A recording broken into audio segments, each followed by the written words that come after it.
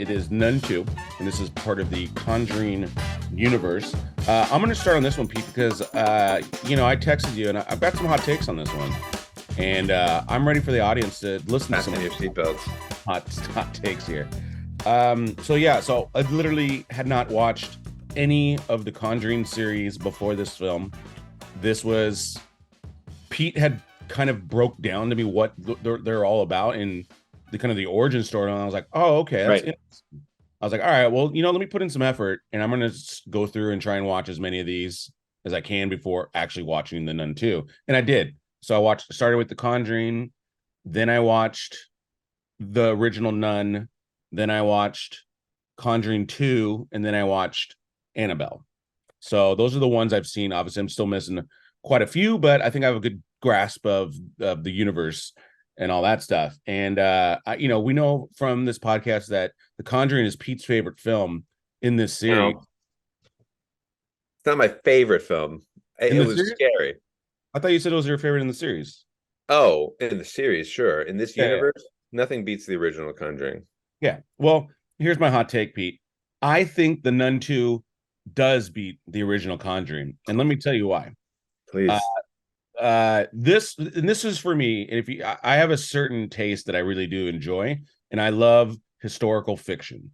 And so when you're able to combine a lot of the different elements of these films and put it together, that it really kind of draws me in. And so, this film had a lot to do with, they were talking about like the Crusades and the church, and really kind of ties into a lot of different things, whereas the first one didn't really delve into a lot of that a whole lot. It delved into it a little bit and had a cool backstory, but why I like this one a little bit more than The Conjuring was I think they're all, to me, about the same on a scariness level. I never really felt super scared by any of it. I mean, it's creepy, but but I'm not typically scared in movies like this anyway.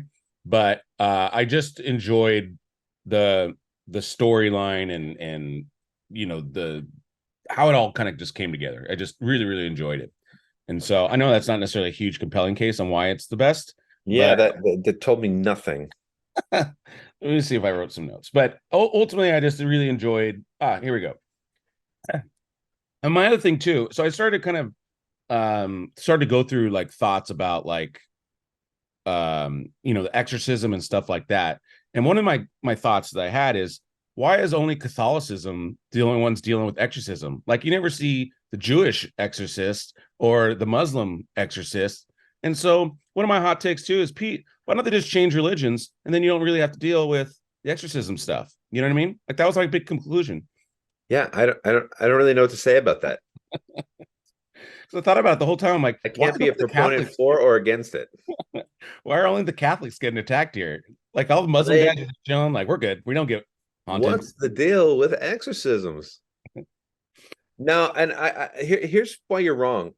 By the way, because yes, they show backstory and stuff like that, but the appeal of the first Conjuring was the fact that it was a frightening movie that was supposed to be based on something real that was happening. It was supposed to be a case from the Warrens, who were the basically the godfathers and the godmothers of paranormal investigation. Like everything that you see on TV nowadays about paranormal investigations and haunted houses, and let's go and sit there for days and try to record stuff.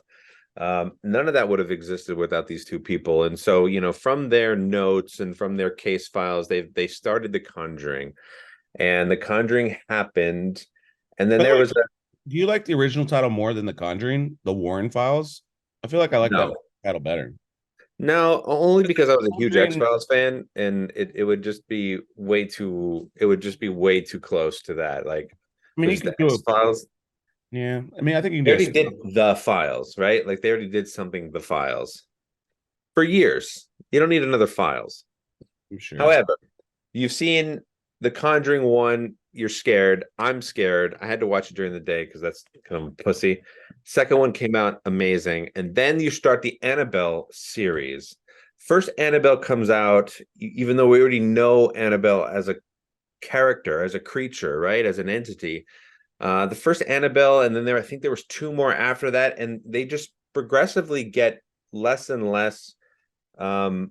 They get away from what their bread and butter was, right? It becomes less about horror and more about just You, almost trying to continuously explain a backstory. And then the Nun came out, which I was really excited about, but then I found myself not being scared one time, and they just kind of build up.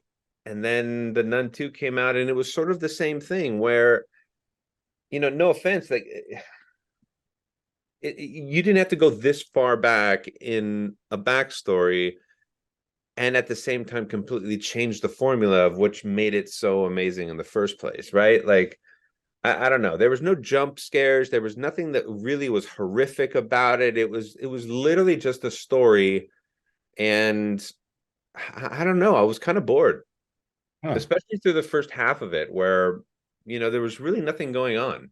They were like building up this stuff, Did you and watch this in theaters or no? no, I didn't see it in the theaters. I saw it on a So special I think that does screener. add to it.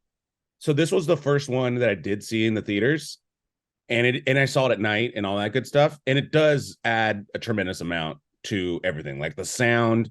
Like, I think again, maybe that's why I like that it the most is Yeah, but I mean, the I word had the best. tremendous, I don't know if I would use the word, it would change a tremendous amount watching it at your house versus watching it in a theater, Dude, I think it because does it's because the still, sound.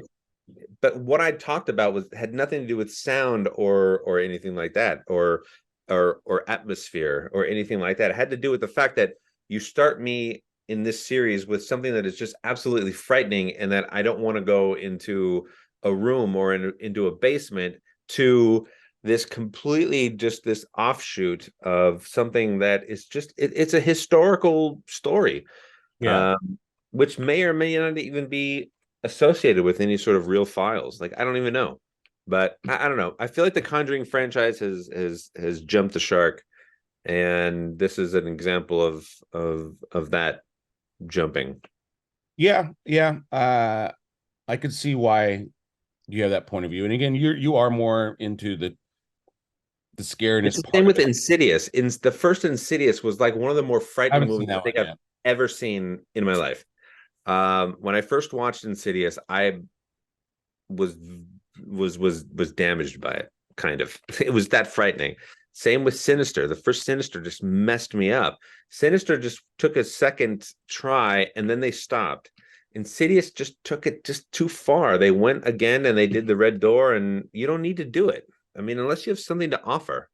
Well, Um, what I enjoyed about this one, going back to it too, is this one. So there was two characters from this one that made it into the second one. It's uh Taissa Farmiga, who's Vera Farmiga. She was the one that starred in The Conjuring.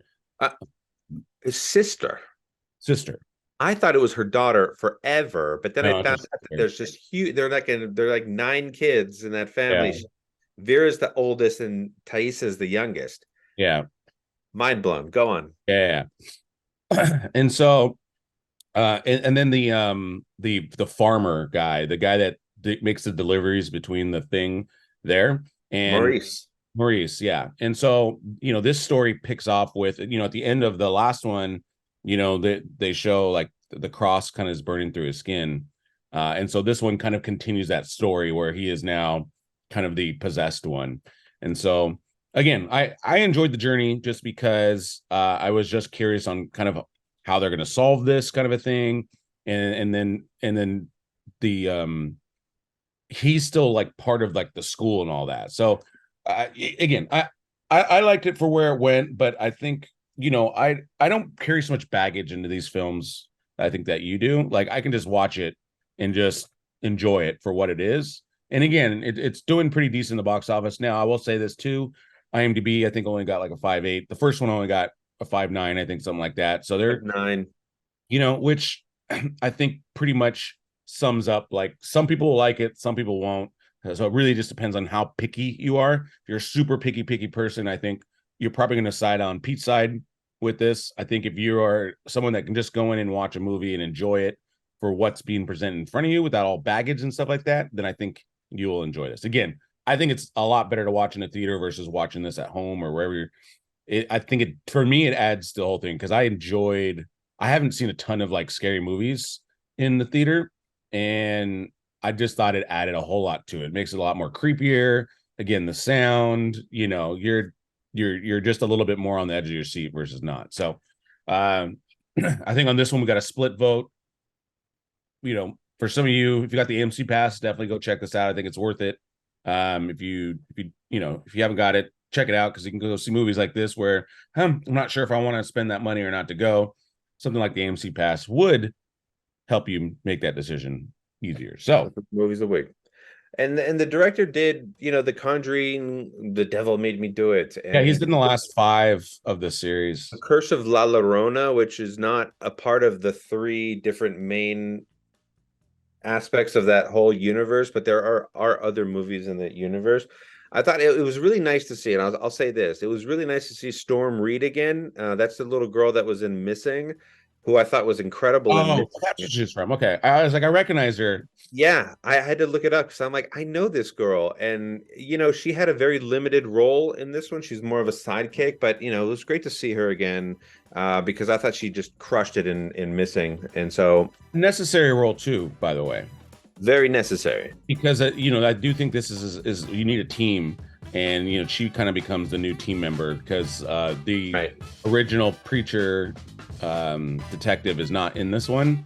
That decision I'm curious about. I would like to know a little bit more. I don't have any answers for you on that one.